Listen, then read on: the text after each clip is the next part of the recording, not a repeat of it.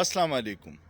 د ډي جی آی ایس پی آر صاحب د پریس کانفرنس نه پس چې کله تحریک انصاف د هغې ډېر شدید رد عمل ظاهر کو او مختلف رهنماګانو یې ډېر شدید جواب ورکو، نو نورو خلکو ته موقع میلاو شوه چې د اسټیبلیشمنټ د سیاسي رول باره کې تنقید کوي.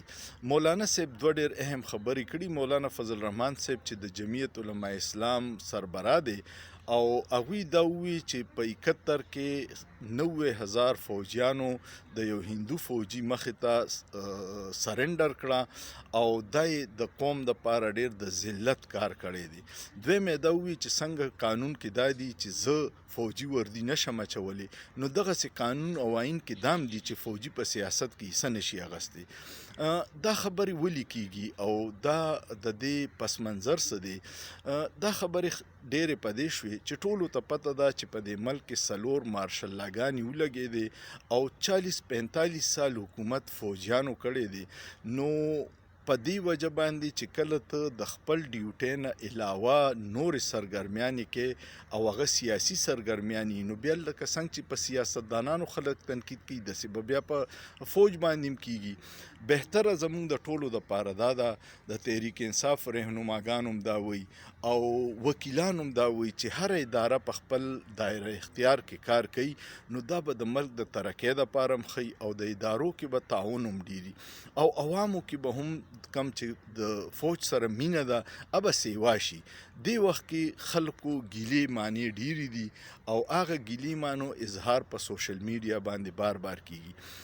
تاسو دې ته وګورئ چې د کشمیر خلک د خپل حق دپاره راوتې دي او ټول کشمیر کې د کرفیو سما ده، لارې بندې دي.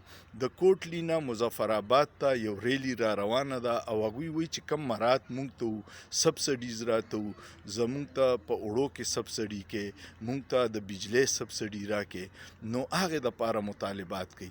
نو عوام چې کله راچوت شي هغوی سره به سیاسي طریقې سره مسلې حل کوي. کو ته زور زبردستی کې نو د هغې الټه اثر کیږي او په نفرتونو کې اضافه کیږي.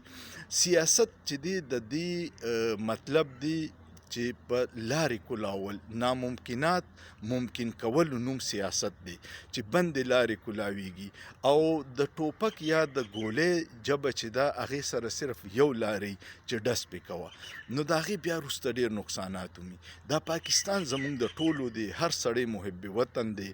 په بې ځایه د خلکو باندې د غدارۍ الزام لګول یا د دهشتګردۍ په عام عوامو باندې مقدمې کول، دا د یو وخته پورې کار کوي، خو چې کله د خلکو د صبر پیمانه لبریز شي او صبر یې ختم شي، نو بیا هغه ریاکشن کوي او دغه ریاکشن ریاست دپاره ډېر نقصان دی.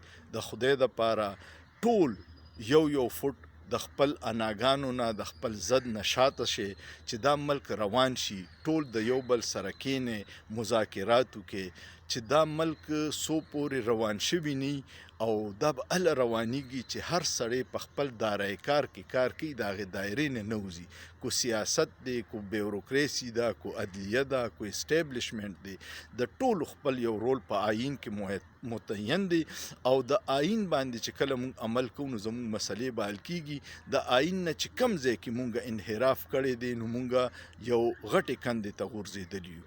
نو آئین مقدم دی او د آئین مخې ته د ټول سر ټیټ کی، نو دا ټولې مسلې به حل شي. امید لرم چې تاسو به زما د خبرو سره اتفاق کوئ، کمنټ پیو کې او دا ویډیو شیر کې او سوچ پیو کې، په سوچ کې څه ګناه نشته.